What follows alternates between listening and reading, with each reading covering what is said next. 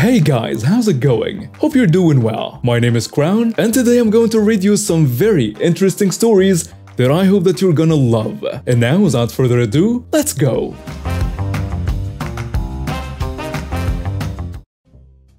When I was a kid, I never cut my hair. No matter what, I never cut my hair. So I had very long, pretty dirty blonde hair. And as a kid, a lot of people would ask to touch it, and I was fine with it as long as they had my permission. So when I was 6, my mom took me to a grocery store to buy something for dinner that night. We got to the store and my mom got the stuff she needed, but was missing the bread from the other side of the store. She sent me to go get it since I was fast and small. When I got to the bread section, I picked out the brand we would usually buy. And at the time I really liked baguettes and other types of bread. So when I saw the baguettes, I totally forgot that my mom was waiting for me and grabbed a loaf and headed back to her. So when I was heading back to my mom from the bread aisle, I felt someone pull on my hair, and not gently. No, they yanked it. They pulled so hard I thought my hair was going to come out. And I cried so hard my mom heard me across the store. It turns out it was a kid about my age who wanted to touch my hair. So his mom, and I say his 40-year-old mother, pulled my hair so her freaking kid could touch it. My mom rushed over and told the lady to let go of me. This is basically how the conversation went. Let go of my daughter. My child just wanted to touch her hair. She has very pretty hair. I say, she pulled on my hair. It hurts. Mom tells her, you could have just asked. You can't just pull a kid's hair. I can call the police for assault. You're harassing me. All I did was let my son touch her hair. I can call the police on you for harassing me and my child. Firstly, I'm not harassing you. You assaulted my child. And secondly, you can call the police. You will only be making things worse for yourself. As it turns out, the entitled mom actually called the police. They took both our statements. The entitled mother had given an over-exaggerated and dramatic report, telling the police, as we would find out later, that I had given consent for her kid to touch my hair and that my mom had come out of nowhere and started harassing the entitled mother. My mother had given the police the actual report from her side. I had been asked to give a report, but I was too scared and tired from the experience to say much. They checked the security footage and saw what actually happened. My mom decided to press charges and sued the entitled mother for assault, and she was sent to jail for 6 months and fined for providing a false police report as a cherry on top. It's been a busy summer in the Mindy's American fast food joint, and I've had many things happen that I could have written about, but this one takes the proverbial cake. We have a regular, a frequent fiver if you will. An adult dressed as a child who has been coming in every day with a 40+ ounce cup to fill it up at our machines. For a million reasons, this is unacceptable, but it is also theft. He never buys a drink, just comes in to fill up at our machines. I tell him he has to pay, he can't keep doing this. He flips me off, smiles, and says he doesn't care about the police. I get his plate number, texted to my boss, but my boss, Rigoberto, says, you can call the cops. Okay, fine.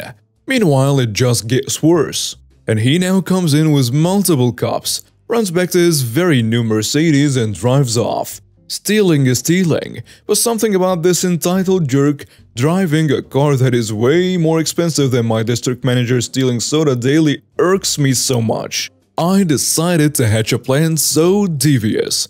I'm so immature, so irresponsible, that I kinda hate myself for thinking it up.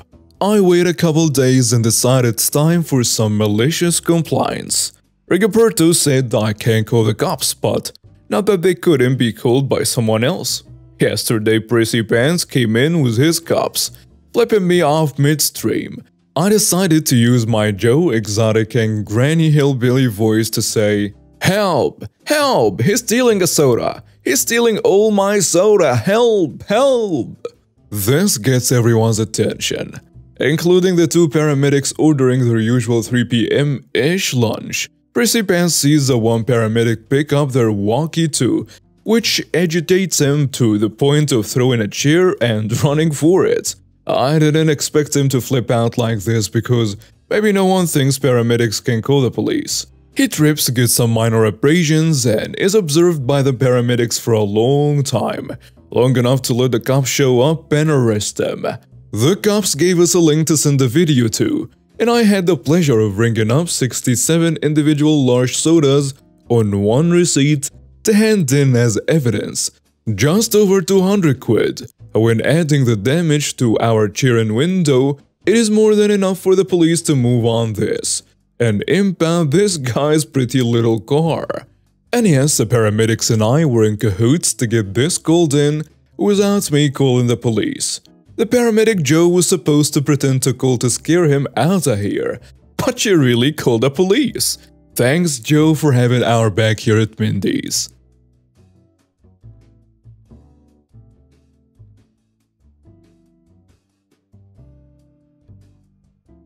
To start off, I work as an animal control officer. This means impounding stray dogs, investigating alleged animal-related law violations, and writing tickets for said violations. I would say half of my calls I get are related to animals that have either gotten lost, dumped, or don't understand property lines. The other half is mixed with zoonotic disease control. Think rabies, aggressive animals, and of course cruelty allegations. Few key points to this story. When we get a report of alleged animal cruelty, we collect information, look up the property owner to see any prior records, and then physically go out and check the property as a high priority call. While I work 8 to 5, I'm often on call where, if the sheriff's office need to, they can contact me for assistance. This is usually for an injured animal, an aggressive animal, or to pick up an animal where the owner cannot maintain custody, aka they were sent to jail or a hospital. Typically, if they feel like it's not an emergency, they just write it up and email the report to me. Well, I got a call one day about a property we had previously been to for animals running loose, except this time the caller stated the animals were tied to chains without access to water or shelter. I collect that information I can, then head out in the morning, or I see that the owner has made efforts to restrain the animals through use of chains. Done properly, this is not cruel and helps prevent the dogs from wandering off property. But I noticed that multiple animals did not have access to water or shelter. I tried knocking, yet no one answered, so I decided to provide water to the animals I could access and then leave a notice to contact us. This is normal for cases where the animal isn't in immediate jeopardy, and removing the animals would need a seizure warrant. The rest of the day was rather uneventful and unusually resulted in no dogs coming back with me to the shelter. So then the point about me being on call comes up. I get a few phone calls, but since they do not say sheriff's office, I do not answer. This is pretty usual, as if it's an emergency, the sheriff's office are called, not me. Some time passes and the phone rings again, except this time, it's the sheriff's office. Already feeling this probably isn't going to be a fun call, I answer. And the call goes along the lines of this. Hello, this is OP with Animal Control. Dispatch? Hey, there is a guy on the line that says his dog was kidnapped. Okay, does the caller know who kidnapped the dog? Yeah, he says it was Animal Control. Is it alright if we put you through with him? Yeah, sure, that's fine. Brief pause as they patch me through with the man. The dispatch says, okay sir, we have patched you through with the OP in Animal Control. I say, hello sir, how can I help you? This entitled caller with a woman in the background also screaming at him, yeah, one of your officers came by today and they kidnapped our dog for no reason, stating that water and shelter wasn't available. When there was no reason for them to take my dog that was on my property, and that dog is a service dog that needs to come back right now. Okay sir, and you're in X area? Yeah, we tried to call him but no one answered. Alright, well that would have been me that went by your house today, but we didn't take any animals from your house, sir. Can you describe what the dog looks like? The guy talks to a woman in the background a bit, then says, well then, where is our dog? And why are you leaving this paper here? All of our animals are very well taken care of. He's white and tan and very well cared of. Clearly someone must have taken our dog because he ain't here. Note: after getting the description, I realized I saw the dog unrestrained on the property. Sir, I did see your dog earlier, but I know I didn't take your dog because I didn't impound any animals today, and I'm the only officer that was on duty. I'm sorry that I don't know where your dog is, but I'll be by tomorrow morning to speak with you about the notice I left today, alright? The entitled caller more talking in the background then. Fine, but I better get my dog back. He's a service animal. Finally, I am able to hang up, and then I see I have a voicemail left about 10 minutes ago, 5 minutes before the sheriff's office called. What I hear shocks me. This is the exact voicemail. It was from the entitled caller. You need to call me as soon as possible. That ain't the only dog that runs loose. And he doesn't spend time outside overnight, so he doesn't need shelter. He's an inside dog. And we watered him this morning. Now you call me back or we're calling the sheriff's office. You come on my property again, I'm arresting you for trespassing. In fact, I want you to call the sheriff's office. I want a deputy at my house in no later than 15 minutes. So, the following morning I do my usual routine with paperwork, checking voicemails, and getting prepared with a lot of coffee. I started heading out but called the sheriff's office to send a deputy to the location since this guy stated he would arrest me if I was on his property. I get there, see the deputy, and inform him of the situation. After letting him listen to the voicemail, I still remember cracking up, as the exact words he said were, "He sounds like a douchebag." When I went to the door, the wife answered, and a son came out to also talk to me. They explained that it turned out the service dog was under the porch the entire time. I informed them of what changes needed to be made for the dogs under their care. I never saw that entitled caller, and everyone was extremely polite with the deputy there. After it was all talked out, I thanked the kind deputy for keeping things civil just by being there. I went about my day as normal. I would return many times to that house to follow up on changes they made, which were fine as far as they rehomed most of the dogs. I've never seen the porch dog in a service vest and do not expect to. I still have yet to be arrested for trespassing. Background: in my country, we have mandatory military service for both men and women. In my wife's case, she could have skipped it because of a medical condition. She has epilepsy but chose to serve. And this story happened during her service. The cast: Direct Commanding Officer, Idiot serving with my wife, and my amazing wife. The story occurs when my wife and Karen served in the same office under the Direct Commanding Officer.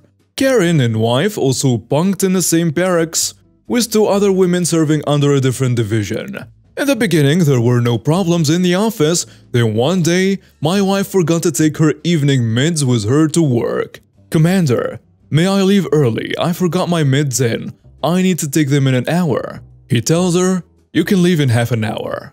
Context: the distance to the female barracks is 20 to 30 minutes away, depending on walking pace.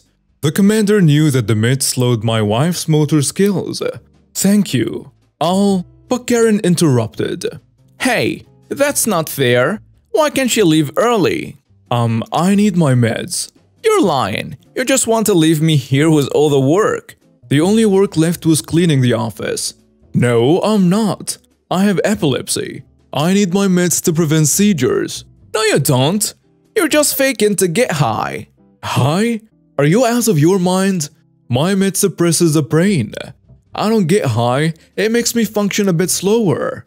Karen, being a big dum-dum, continued to complain to the commander that my wife was lazy and was slow on purpose. "See? She's doing it again. Using the same lame excuse so she can just stay in bed. Get high and watch movies all day long." "That's enough. Karen, stop harassing her. And get back to work before I suspend your weekend leave again. OP, leave now and don't forget the meds next time, or you will be in trouble." Context: every 21 days you get a weekend at home. Karen had been threatened with and received this punishment before for doing and/or saying something stupid. My wife and Karen both respond, "Yes, sir." Then my wife returned to the barracks. The following morning, my wife arose for the AM raising of the flag routine. This is mandatory for every soldier to be checked in and represented at 7 AM. While getting ready, my wife can't find her meds. My wife addressing the 3 other women in the barracks, "Where are my meds?" Karen, with a wild malicious expression, "I flushed them down the toilet. Now you can get high and have to be normal like all of us." My wife with a shocked expression, "You did what? You idiot! I need them. It takes 3 days for my meds to arrive at the base clinic. I can't go that long without them. I'll have a seizure." "No you won't. You're just a junkie and now you can't get high." They stop arguing because they need to get outside for the lifting of the flag. My wife arrived late at the office. "OP, why are you late?" The commander asks. "I was looking for spare meds because Karen flushed my meds down the toilet." The commander looks angry and panicked. "Karen, get in here right now." Karen with a pleased expression, "What do you want?" The commander still angry and with a commanding expression, "First of all, it's Commander Sir to you. Second, are you out of your mind? Why in the world would you flush her meds? She can't function without them." Karen with the most Karen voice, "Yes she can. She's just faking it. She's a junkie. I just helped her to get rid of her addiction." My wife with angry tears in her eyes now, "Addiction? You jerk. These pills prevent seizures." Karen condescendingly, "You will see she's just a junkie." My wife with prominent blood vessel pulsing on her forehead and a ghost white complexion, "I don't feel so good, Commander. I need to lay down. I feel a seizure coming right now." Context: the preventative measures of the meds wear off quickly when a patient is in distress, such as an emotion like anger. "Oh no you don't, stand up." Karen proceeds to lift my wife off the floor. "See, she's just faking it. Just look at her." At that moment, my wife had a grand mal seizure. She fell to the floor and broke her front teeth. The commander screams at Karen to get out of the room. Karen continued to proclaim that my wife was faking and was all for show. The commander calls for paramedics and they in turn took my wife to the hospital for medical treatment.